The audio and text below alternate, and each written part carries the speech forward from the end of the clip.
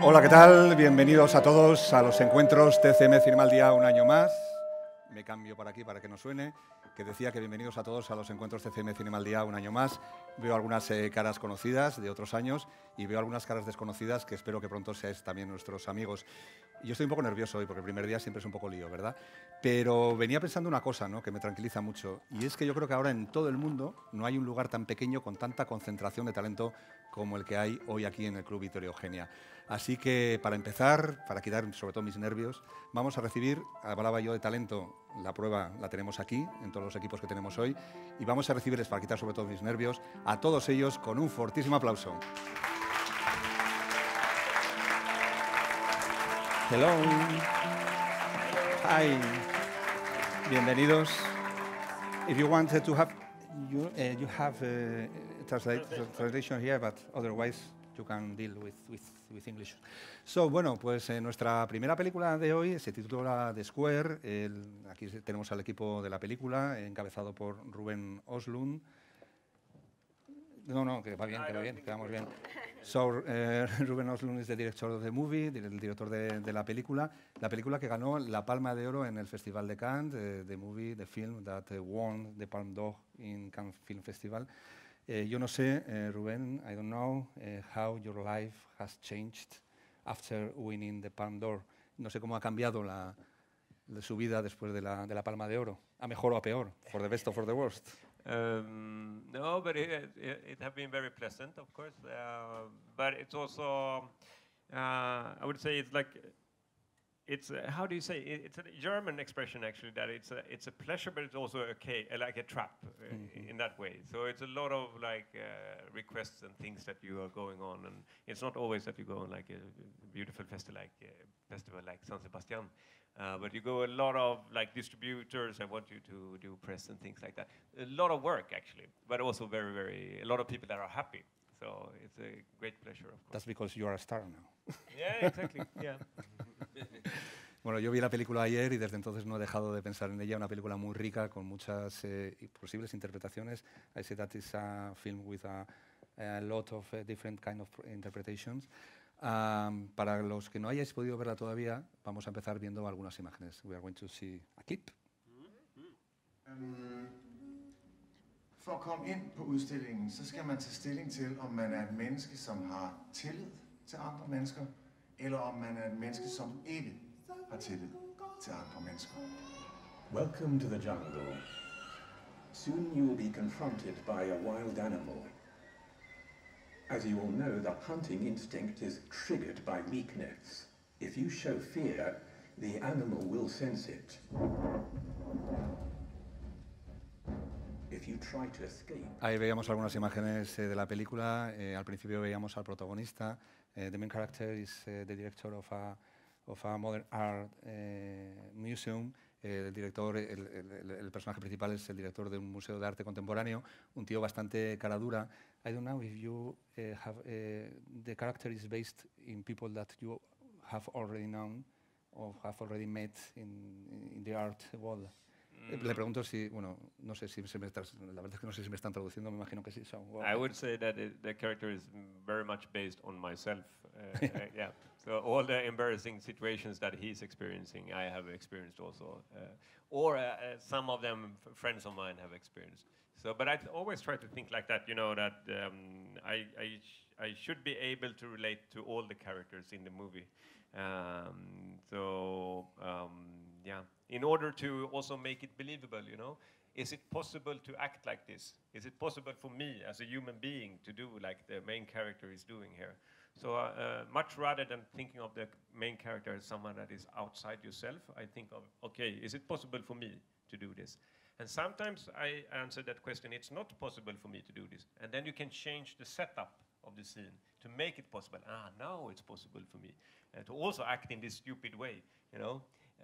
So that's like really what I'm aiming for. So I always relate to him through myself.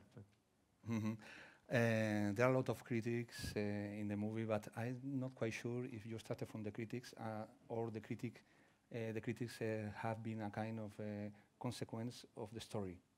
How do you mean the critics? The critics, you're very critical with the modern art, very critical with the hypocrisy. But watching the film, I don't know if you started from wanting to make a critic or the critic was a kind of consequence. I consider my movies satirical, that they are satire, and I think that no one is getting away. So the art world or the main character, or you look at something that you find in contemporary time, and then you twist it a couple of times. And I mean, I think that one of my big heroes is Buñuel, and I think that one of the greatest film titles ever is the discreet charm of the bourgeoisie. I think it's a beautiful title. And I think I have the same kind of approach to all the characters in my movies and the setup in the movies. Why should I look at art world and think it's, oh, how beautiful things are in the art world? Of course you have to point out the things that you don't like about it in order to make it better. Or satire is like, it's something that I really, really like about satire, that we can look at something in contemporary time and then twist it in order to make us reflect on how we are behaving. Josephine, ella es la escenógrafa de la película. Me pregunto si ella ha creado las obras de arte que se ven en el film. Have you created the art that appeared on the film? Yes, me and Ruben, we came up with some ideas, but we also worked with we found an artist that we liked very much, and he borrowed us some art pieces that we used in the film. And we were also inspired when we built the piles of chairs. That was from a painting he did. So, yeah. the piles of gravel you did, right? Yeah. Yes, the mirror and piles of gravel. And the mirrors are inside the piles of gravel. Nos acompaña el director de fotografía de Cinematographer. I would like to know what was like the work with him. You have worked before with him? Because I'm not quite sure. Yeah, we started working, the three of us together on the previous film that Ruben did called Force Majeure. Well, it's very fun and hard work working with Ruben because he's very meticulous and he's interested in all aspects of the image, and so it's not only the acting, but it's also very much the lighting or the details from the art department, but it's also very rewarding because of that, I find, because he takes it very sort of serious. Ruben, I wanted to ask you about the square.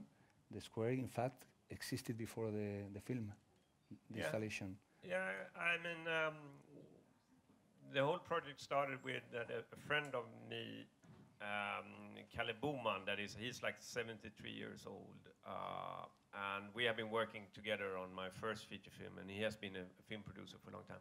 But we had the idea of creating a symbolic place where we should be reminded of our role as fellow human beings. And we wanted to create something that was just as simple as a pedestrian crossing. You know, a pedestrian crossing is something quite beautiful, that with a couple of lines in the street, we actually have made an agreement that car drivers should be careful with the pedestrians. Isn't it fantastic that we actually accept these rules and we agree on it? Not always here, eh? Is it like that? Okay, but I think that it feels like they accept it quite good here also. But the idea was like, you know, in order to remind us of like humanistic values and humanistic topics, to make something that is just as simple as a traffic sign. Not making it a political movement, not making it a question between the left wing and the right wing, not making it a religious question, you know, like, because religion and politics have been a way of reminding us of humanistic topics for a long time, but trying to approach the humanistic topics in a new way. And that was like the idea of the square. And they built this square in 4 cities, 2 cities in Sweden. It exists in Värnamo in Sweden, and also in Göteborg, where I live. They have made a square in a park that is in the center of the city. And 2 cities in Norway, in Grimstad and Vestfossen. And yeah, so it is like it's a creative common project. You know what that is? That there's no rights in it. Everyone can do it if they want to do it, and how it should be built, they have to decide themselves in the cities. We can say how we built the other ones, but just by making these square, that it could be like a reminder, we can actually behave in a different way towards each other. So that was the idea. Bueno, pues no sé si aquí hay alguien influyente del Ayuntamiento de San Sebastián. I don't know if there's some authorities here, any authority here. So it would be, yo creo que sería una buena idea, it would be a great idea to build the square here in San Sebastián. Exactly, Muchísimas gracias por la película. Thank you very much for coming. Thank you. Y esperamos veros, siempre digo, mucho más adelante con nuestros próximos proyectos aquí en San Sebastián. Thank you very much. Bueno, pues en nuestro viaje de cada tarde, hoy no nos vamos a alejar mucho. El viaje no ha sido muy largo porque venimos de Suecia y llegamos a Dinamarca. La película de la que vamos a hablar es la que ha inaugurado la sección Nuevos Directores, se titula The Charmer. El Encantador, nos acompaña su director, Milad Alami, su protagonista, Ardalain Smiley, y su productora Ingeborg Topsø, o algo absolutamente parecido.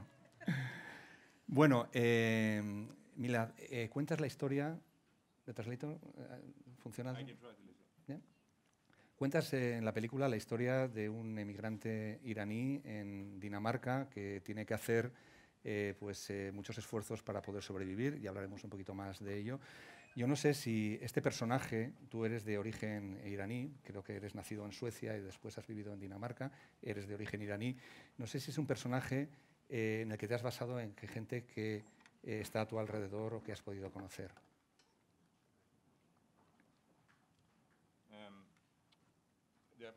Sí, es que siempre me lo dejo. Sorry, it was my fault. But the translators could have some problems. No, I think that my story is very different from the main character. You know, it's I came to Sweden when I was 6 years old and lived in the north of Sweden. I think this story about our main character is completely different. It's much more like contemporary now, and how the situation looks now for immigrants. And so I think parts of him, of course, you know, I identify myself with. You know, when we were writing the script, I think there was some things I could like understand, this kind of, you know, identity thing, you know, but I think it's mostly based in fiction. Yeah. Como decíamos, el protagonista es un personaje iraní, un inmigrante iraní que trata de sobrevivir en Dinamarca, sobre todo seduciendo mujeres. Vamos a verlo en la película.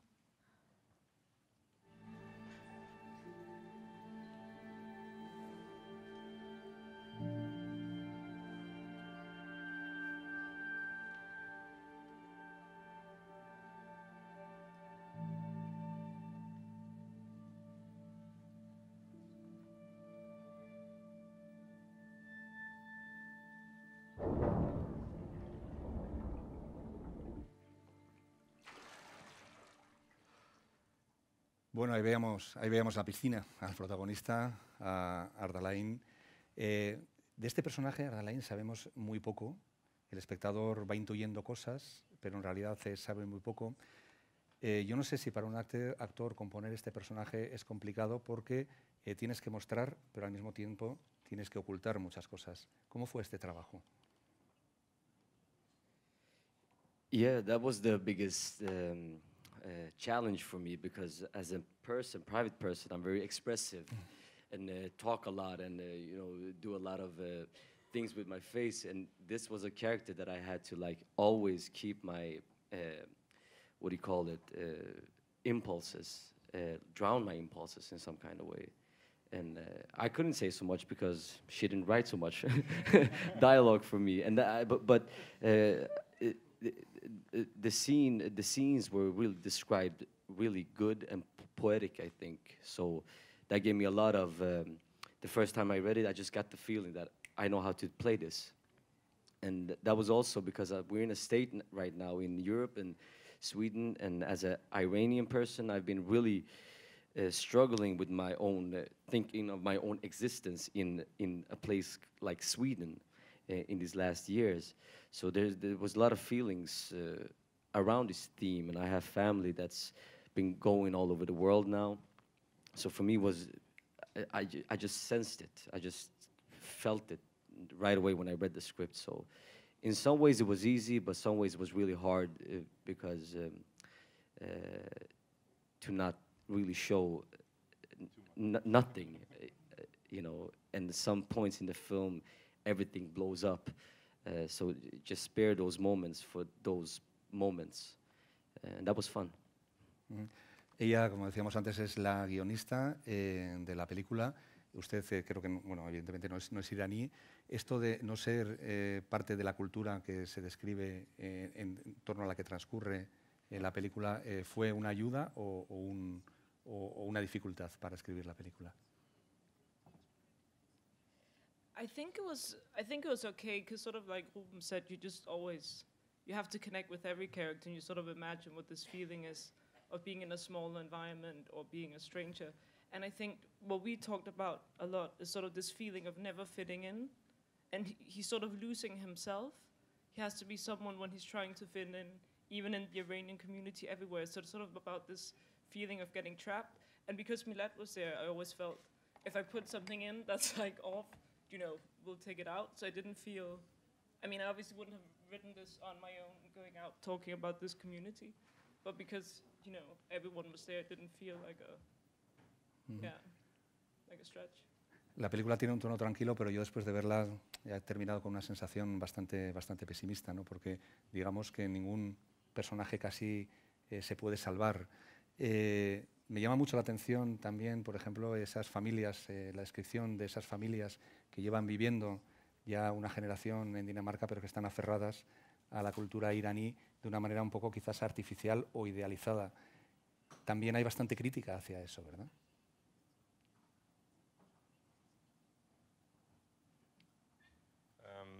Well, if I understand what the question, I think, you know, for me it was, you know, I wanted to do like this thing also, like it's different for Iranians living in Denmark. Their like image of Iran is almost like a you know, romantic dream, and that's why I think that there's a kind of criticism in it, because the main character, he's lived in Iran. You know, that's where he lives. That's where, you know, most of his identity is. But all the people he meets in Denmark that has something to do with the kind of past and this kind of, you know, fantasy of, I think, of course, there's a criticism there that, you know, they're maybe holding, you know, this dream alive that's maybe just a dream, not so much reality. Como decíamos al principio, es la película que ha inaugurado en la sección Nuevos Directores. Nos acompaña también su productora. ¿Ha sido difícil sacar adelante una película como esta? Sí. Yes, I think if you go to the film institutes, the distributors, and say we've got a film with an immigrant in the as a main character, they don't jump up and down with joy, to be honest. Even if he's. But we've been very fortunate that we have a system in Denmark where there's a lot of belief and support for first-time directors. So through a talent scheme at the Danish Film Institute, we were able to make this film with a lot of freedom. And then as we went along and made the film and people could see the qualities in it, then suddenly it was much easier to back us up. So that's fortunately that's where we are today. But no, it hasn't been easy. Bueno, no ha sido fácil, pero yo creo que ahora estáis en el principio, you're at the beginning. Estamos en el principio de una carrera, la película se estrena en San Sebastián y os deseamos lo mejor para el resto de la carrera de la película, que se lo merece muchísimo. Muchísimas gracias por acompañarnos.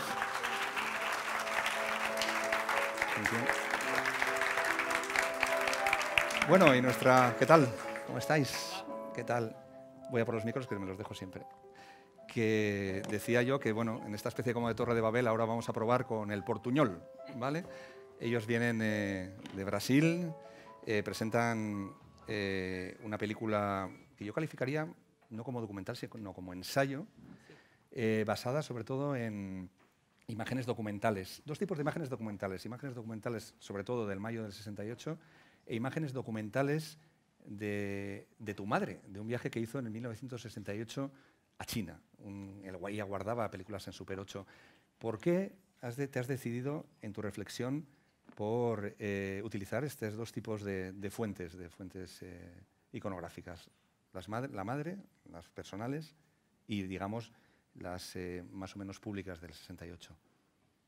Porque la madre fue en China en 66 y empezaba la revolución cultural. Entonces, había una temperatura política que es muy semejante a 68 en Francia, que ha sido sin embargo, muy influenciado por los hechos en China de la revolución cultural. La película es un poco una reflexión sobre la intensidad y sobre el fin de la intensidad, lo que se pasa cuando la intensidad se dispersa, cómo encontrar sentido después que se vivió algo que ha sido muy intenso. Puede ser una pasión política, como en el caso, puede ser una pasión estética, romántica, erótica, lo que sea. Todas ellas pasan. Es muy difícil después se dará cuenta que la vida sigue y cómo encontrar motivos para que eso se pase. Entonces, es un poco una reflexión sobre eso y también una reflexión sobre las imágenes de esos periodos, de 68. ¿Por qué son como son? Sí, hay un momento que me he quedado yo en la película que se habla de que la gente que participó en el mayo del 68 tuvieron una nostalgia precoz y luego de alguna forma acabaron mal. La película también tiene cierta nostalgia. Bueno, tú no viviste aquellos años del 68, bueno, eras un niño, pero también la película tiene algo de nostalgia de la oportunidad perdida. Yo creo que la nostalgia en ese caso es como una muerte, porque los que vivieron muy intensamente el 68 y se quedaron presos a la experiencia del 68 han tenido muy dificultad de seguir adelante. Es un poco la historia de mi madre también, por otros motivos. Se quedó muy fixa en un momento del tiempo y no supe marchar después. Y la nostalgia es lo que impide de se pensar el futuro. Es una pasión reaccionaria, de cierta manera. El sentimiento nostálgico de la película creo que es un poco porque estoy pensando sobre mi madre, sobre el tiempo que pasó, pero no una nostalgia en el sentido de intentar recuperar algo que pertenece al pasado y debe pertenecer al pasado. Como dice Cohn-Bendit, que es uno de los líderes de 68, es necesario matar 68 en ese sentido. Entonces, ha sido muy importante en el periodo, pero después no más. La tentativa de recuperar el 68 siempre es un problema. Creo que es eso. Bueno, pues vamos a ver algunas imágenes. Decíamos que hay imágenes documentales del mayo del 68, pero también hay muchas imágenes del viaje que hizo a China tu madre. Vamos a verlo.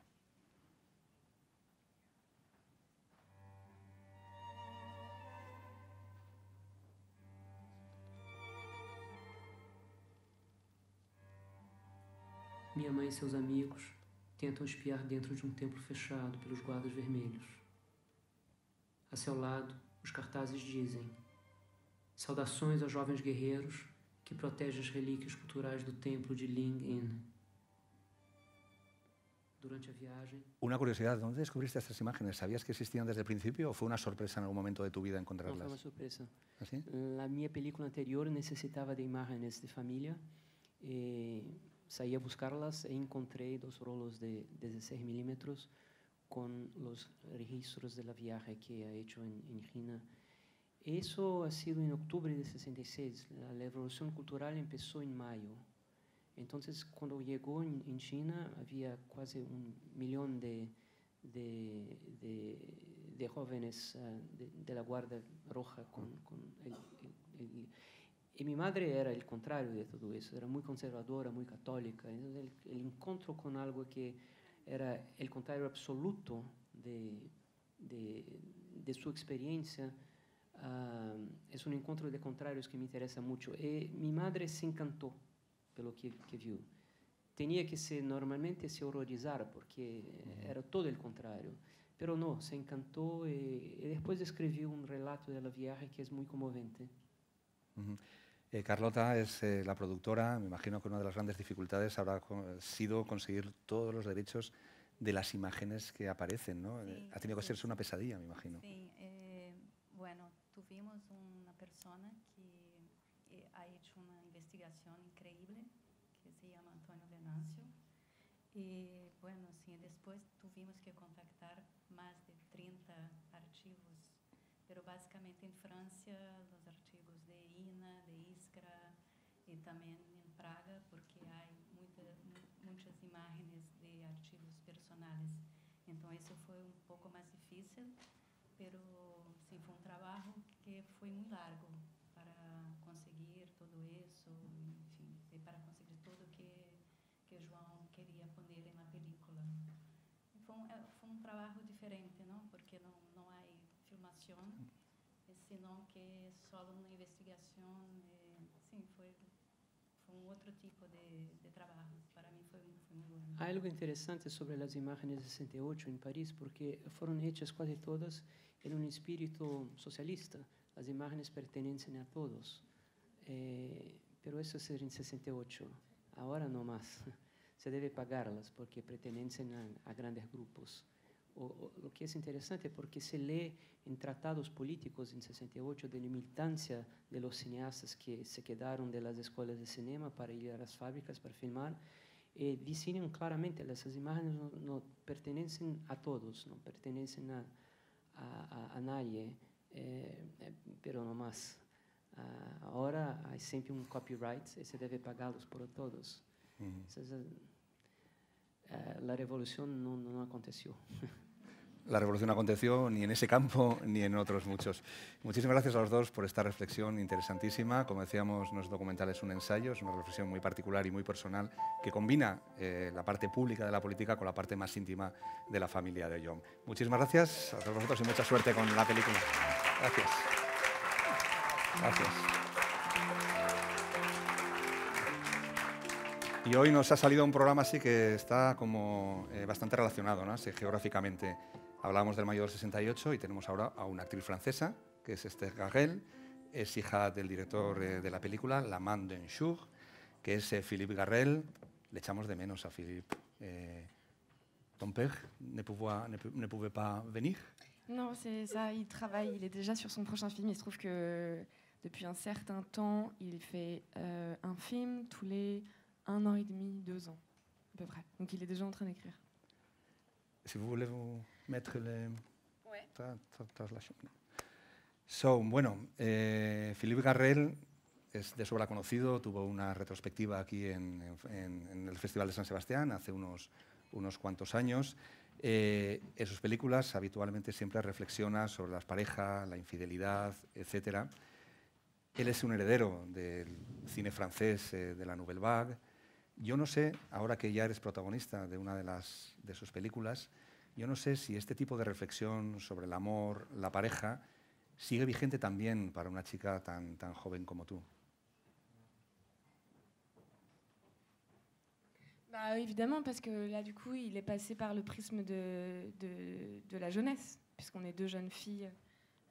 Voilà, donc je trouve que c'est comme un thème récurrent chez lui, effectivement. En fait, on le retrouve comme ça tout le long de sa filmographie, par différents prismes, je dirais. Et en voilà un nouveau. Après, voilà, pour ce film, il se trouve que c'est le 3e film comme d'une trilogie, car juste avant, c'est le 3e film, en fait, c'est en noir et blanc qu'il fait, là, récemment. En fait, le premier, donc, qui était La jalousie, puis L'ombre des femmes, puis celui-ci, L'amant d'un jour. Et en fait, lui, il explique qu'avec ces 3 films, parce qu'il lit beaucoup Freud, Philippe Garrel, il s'est comme collé à des devoirs freudiens, c'est ce qu'il explique. Et donc dans le premier, dans La jalousie, ça serait, il dit avoir traité la névrose chez la femme. Dans le deuxième, la libido chez la femme. Et dans le troisième, l'inconscient chez la femme. Voilà, ça c'est une chose qu'il dit, lui, de ses films, en fait.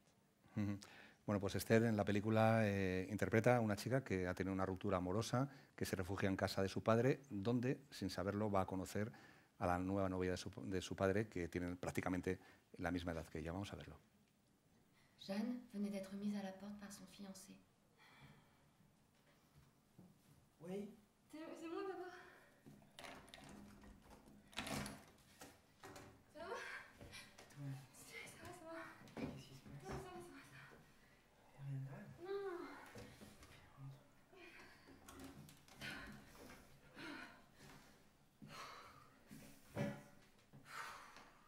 Faire une tisane. Bueno, tiene un disgustazo, ¿eh? La chica. La película no solo habla de gente joven, que no es de la generación de tu padre, sino también habla desde una perspectiva femenina. ¿Cómo consigue tu padre, Philippe Garrel, meterse en la mente de las mujeres para contar esta historia de una perspectiva que no es la suya natural? En fait, ce qui se passe, c'est qu'il fait appel à des scénaristes. Il ne travaille pas tout seul à l'écriture. Et il y a 2 femmes et un homme, qui est Jean-Claude Carrière. Et les femmes sont Arlette Langman et Caroline Deruas. Et en fait, c'est comme un jeu qu'il fait. Enfin, moi, je trouve que c'est un peu un jeu. C'est qu'il donne comme des missions aux scénaristes. Et il demande d'écrire des scènes. En fait, il a le sujet, il a son histoire à peu près. Et il commande comme des scènes à ses scénaristes, qui ne travaillent pas ensemble, qui envoient les scènes à Philippe, et lui, il les reçoit, lui-même en écrit aussi dans son coin, il les reçoit, et il en jette à la poubelle, et il en garde, et il fait comme ça une espèce de copier, un collage, voilà. Et il se trouve que, c'était pas une décision au départ, mais à la fin, il se trouve que les scènes entre filles sont écrites par les deux scénaristes. Donc du coup, c'est pas, voilà, c'est quand même des femmes qui sont à l'origine des scènes entre ces 2 jeunes filles. Comentabas hace un rato que tu padre no deja de hacer películas a toda velocidad. ¿Cómo es trabajar con él? El ritmo de la producción me imagino que es muy rápido. Y también quería preguntarte, como personalmente, no sé si es complicado trabajar con tu propio padre. C'est particulier parce que en fait, je dois dire que dans cette famille, on parle beaucoup de travail et de cinéma. Donc c'est un peu comme travailler ensemble, c'est une décision qu'on a prise chacun. Hein, c'était pas évident, ça a été naturel de le faire, mais c'était pas une évidence en tout cas. On s'était pas dit depuis que c'était arrivé très très peu de temps avant l'écriture, avant le tournage, qu'on voulait travailler ensemble. Mais il se trouve que lui, il a une méthode particulière. En fait, il travaille avec beaucoup de répétitions et une seule prise. Donc ce qui se passe, c'est qu'on s'est vu 30 fois exactement, répartis sur 10 mois, le week-end, tous les samedis en fait, à peu près. Et on file le scénario, on fait des lectures. Et en fait, parce qu'on fait beaucoup de lectures, le texte rentre dans la tête sans qu'on ait besoin de l'apprendre. Et parce qu'il nous demande une seule chose entre chaque répétition, c'est de relire le scénario et de réapprendre ce qu'on connaît déjà. Il se trouve qu'on s'imprègne beaucoup plus du sens de chaque mot, de chaque phrase choisie par les scénaristes. Et de cette manière, en fait, lui, il parle de mémoire réflexe. C'est qu'il il veut, mais c'est ce qui se passe à la fin, c'est qu'on connaît tellement bien le texte que quand le partenaire dit une réplique, ça sort tout seul, et en fait, on n'a même pas besoin d'y réfléchir. Et du coup, de cette contrainte d'apprentissage nous donne une grande liberté de penser, parce que lui, il considère que jouer, en fait, c'est penser. Je pense qu'on le voit, en fait, dans ses films, de toute manière. Et de là, il nous demande d'avoir une grande improvisation de pensée, et pas du texte. Et que le texte soit le texte qui est écrit dans le scénario, mais que le jeu du comédien consiste à improviser sa pensée, constamment. Et qu'elle soit différente à chaque fois, et qu'on ne nous demande pas de la partager. Voilà, c'est personnel. En la anterior película habías hecho un papel pequeño con él, aquí eres la protagonista, tu hermano ha hecho 7 películas con él, esto es el comienzo de una larguísima amistad. Ouais. Alors justement, en fait, on ne sait pas du tout. Pour l'instant, moi j'ai fait d'autres films, pas avec lui, là il va travailler avec d'autres comédiens. Pour l'instant, on ne s'est pas redonné rendez-vous, c'est pas un pacte qu'on s'est fait, on a déjà un pacte père-fille. Bueno, hay que recordar que además Esther no está solo con esta película en el festival, sino que también está con Call Me By Your Name, que se estrenó ayer, o sea que agradecimientos por partida doble, por haber venido aquí al festival con estas 2 películas y muchísimos recuerdos a tu padre, que esperemos que entre película y película la próxima vez se pueda acercar otra vez aquí al Festival de San Sebastián. Muchísimas gracias, Esther. Sí.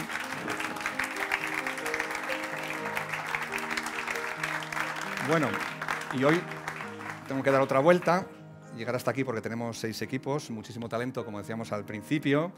Ella es la representante de la película Shame, viene de Bulgaria, una producción búlgara, un mediometraje, y ella es la productora de la película. La historia, una historia muy dura sobre las relaciones de una madre y un hijo que no acepta que su madre sea mujer de la limpieza y sufre muchísimo por esto. ¿Cuál es el origen de la película y qué dificultades ha tenido poder poner en marcha un proyecto así?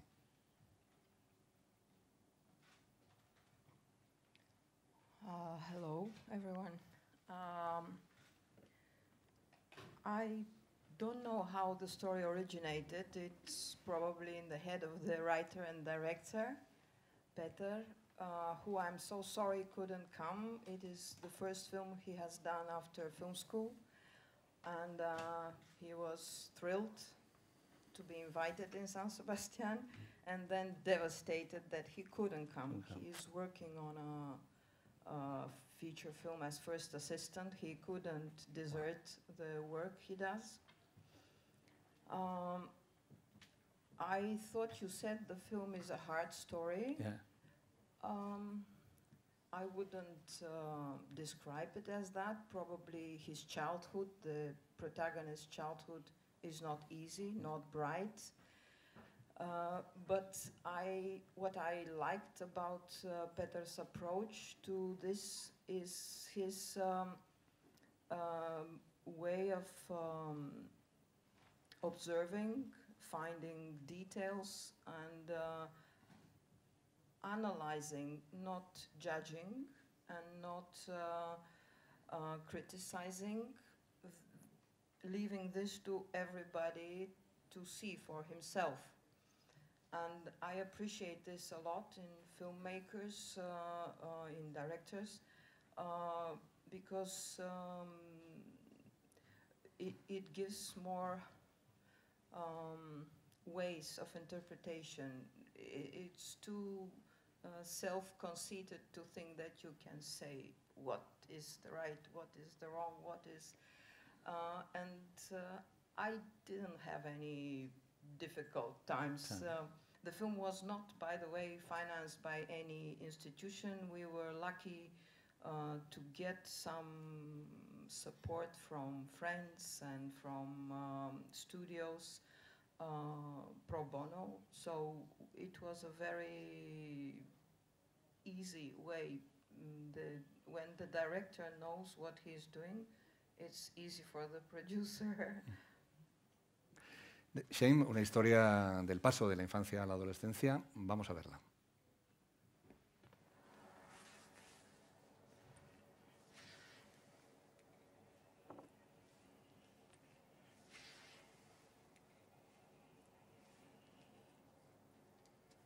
Можем ли? Хорошо ли ти? Дай другата. Няма да намерих на първата.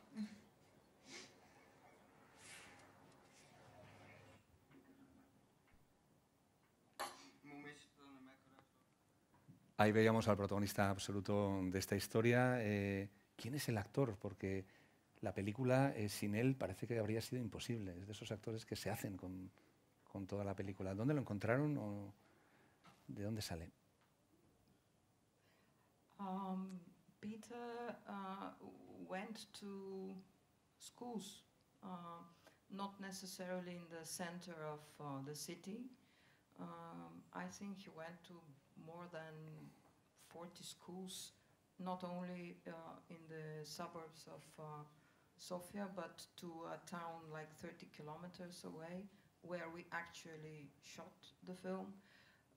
This big building is a school, believe it or not, in this very miserable otherwise surrounding. It was built in the old time. Now they use like 5 classrooms there.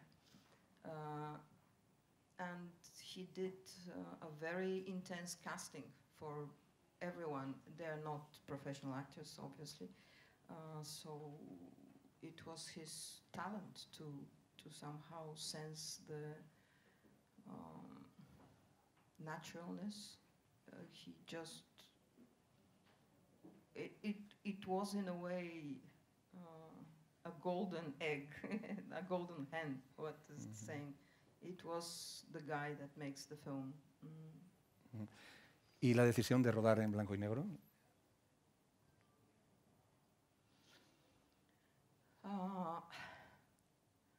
I wish he was here to answer more from his heart, because what I say will be logical answer, and after discussing with him.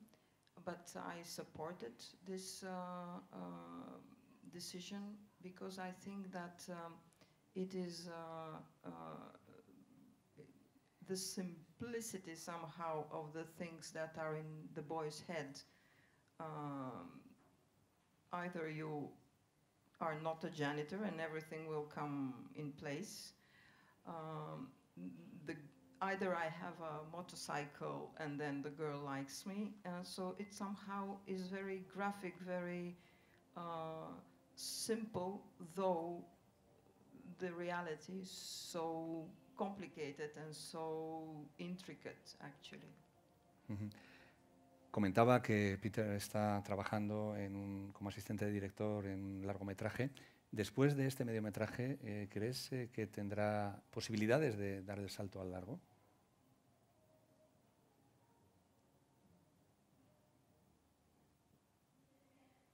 I hope so. When I changed places, I sat in Ruben Oxford's chair. I wished myself, Peter, this is for you. I sit in the chair of a Golden Palm winner. I wish you to reach there too. Pues ojo, porque aquí hay magia, ¿eh? Aquí han pasado cosas muy raras en este espacio, o sea que probablemente, seguro que esto le va a dar muchísima suerte para su siguiente proyecto. Y eso sí, lo tiene que traer aquí, a Zabaltegui o a Perlas, a nuevos directores, ¿de acuerdo? Muchísimas gracias. Thank you. Thank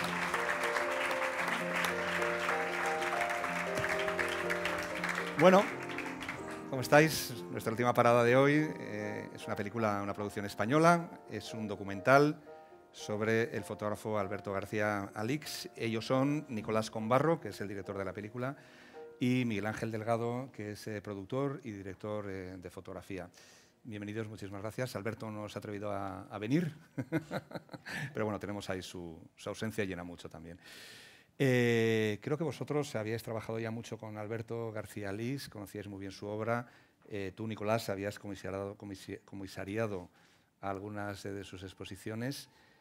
Me llama la atención que hayáis querido hacer un documental porque sí que es verdad que la obra de Alberto García Alix es muy autobiográfica y parecía que todo sobre él se podría conocer a través de su obra, pero parece que no. ¿Qué es lo que os llevó a dar el siguiente paso, a hacer un documental, quizás para contar lo que él no había contado en su obra? Pues sí, precisamente es eso, ¿no? Un poco lo que se conoce de Alberto era siempre la misma cara, ¿no? La misma idea. Y nosotros conocíamos el otro lado, ¿no? El lado que había detrás. Yo como comisario había trabajado mucho sobre la obra y siempre me ocurría, ¿no? Que cuando hacía las exposiciones siempre era como, sí, pero es que si supieseis lo que hay detrás, ¿no? Sería fascinante. Y la película pues lo ha permitido. Bueno, ahora seguimos hablando de la película, vamos a ver algunas imágenes, un clip.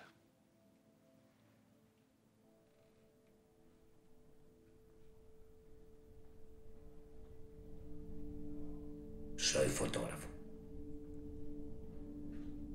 Si ayer fotografiaba silencio, hoy fotografío mi propia voz.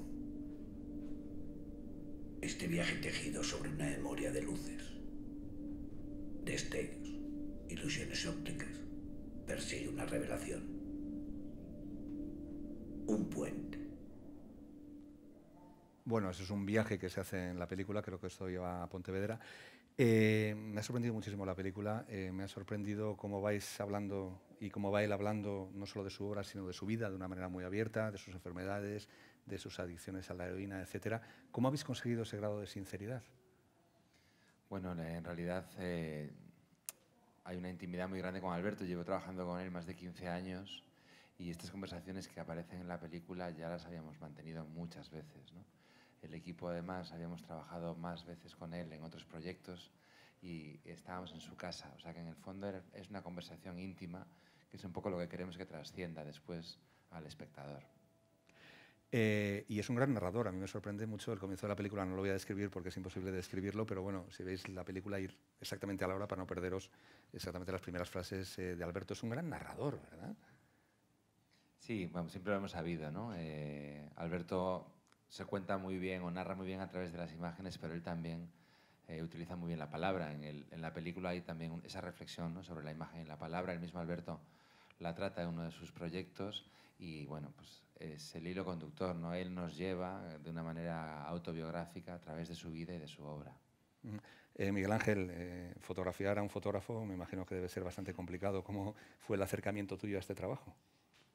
Bueno, la verdad es que discutimos mucho sobre cómo abordar, pero lo cierto es que Nico tenía la idea muy clara de la imagen que buscábamos, del tipo de fotografía que estaba buscando y también de la propuesta un poco en blanco y negro para que dialogara con el trabajo del propio Alberto, ¿no? Entonces, en ese sentido, fue más intentar que los materiales tuvieran una unidad, una continuidad que favoreciera ese discurso de Alberto, ¿no? Que no interrumpiéramos, que facilitáramos un poco que ese gran narrador que está ahí, que llega y que verdaderamente en un entorno íntimo creo que tenemos la misma fascinación que tenemos un poco después en la sala viéndole, pues que tuviera esa facilidad, ¿no? Y desde ahí abordamos un poco la imagen. Él está acostumbrado a controlar sesiones, está acostumbrado a dirigir. ¿Ha intervenido en algún momento o lo habéis tenido que parar para que no interviniera? Bueno, fue una negociación, todo ha sido una negociación, con Alberto siempre es así. Lo que hicimos fue, le cedimos, digamos, la primera secuencia. Era una historia que él ya nos había contado varias veces, de hecho era parte de una conferencia en su día, y dejamos que él construyese la imagen en esa primera secuencia, que es más... Sí, además se ve, ¿no? Se ve como la montaña construida. Y después ya, pues como... No, retiramos esa imagen que es la que más te suena a Alberto y empezamos la nuestra, ¿no? Entonces fue un pacto de caballeros, yo creo. Él ha visto la película, me imagino. ¿Tenía derecho a corte, no? ¿Y qué ha dicho un poco del resultado final? Él ha visto la película completa, evidentemente tiene pudor, vamos, al ver la película porque es cierto que es íntima, que es sincera y bueno, yo creo que ese ejercicio nos costaría a cada uno de nosotros, ¿no?, si lo tuviéramos que hacer. No tenía un derecho a corte, era un diálogo. O sea, dar un derecho a corte era una cosa... Bueno, había un diálogo evidentemente con él y afortunadamente no tuvimos que pasar por eso. En la película y en una entrevista, bueno, una larguísima entrevista a Alberto García Lix, pero también se van viendo las sesiones y cómo organizar las sesiones en diferentes partes del mundo. Yo no sé si habéis tenido vosotros previamente la experiencia de asistir a sus sesiones o no, o ha sido una oportunidad también para vosotros. Sí, yo la verdad es que llevo muchos años trabajando con él y he asistido a muchas sesiones, incluso alguna vez hemos sido víctima de alguna, y es una cosa muy especial. Es verdad que en la película sale dos sesiones en concreto, pero verle trabajar es toda una experiencia, ¿no? Es como un trance, digamos, la forma en la que tiene para componer el cuerpo, dirigir la mirada, ¿no? Es como que, digamos, que se apropia un poco del otro. Sí, bueno, a mí sin entender nada de fotografía lo que me ha sorprendido muchísimo es la apariencia espontánea de los retratos y después el trabajo que había detrás, ¿no? O sea, me chocó muchísimo eso de las sesiones. Bueno, como Alberto García Lix está aquí en San Sebastián, pero no ha querido venir a los encuentros, pena, pero esta tarde sí que lo vamos a poder ver. ¿Qué va a hacer esta tarde? Porque a lo mejor podéis asistir algunos de vosotros. Sí. Esta tarde presenta en el Museo de San Telmo una película que se llama De donde no se vuelve, es un mediometraje experimental que se hizo para el Museo Reina Sofía y donde él mismo, digamos que se cuenta, ¿no?, en un discurso más lírico, más poético, a través de sus imágenes, a través de sus fotografías. Bueno, pues ya tenéis plan para hoy, para esta tarde. O sea, vamos a comer rápido algo y luego nos vamos a ver la película de Alberto García Lix. Muchísimas gracias por este trabajo, que la verdad es que es fabuloso. A mí me ha descubierto muchísimas cosas que no conocía sobre Alberto García Lix y es una experiencia en sí misma, al margen de las referencias al autor. Muchísimas gracias por venir. Y bueno, a todos vosotros también, pues muchísimas gracias por venir. Hemos hecho el primer viaje, pero nos quedan bastantes otros porque durante toda la semana nos podemos ver aquí a las 2 en los encuentros TCM Cinema al Día. Hasta mañana.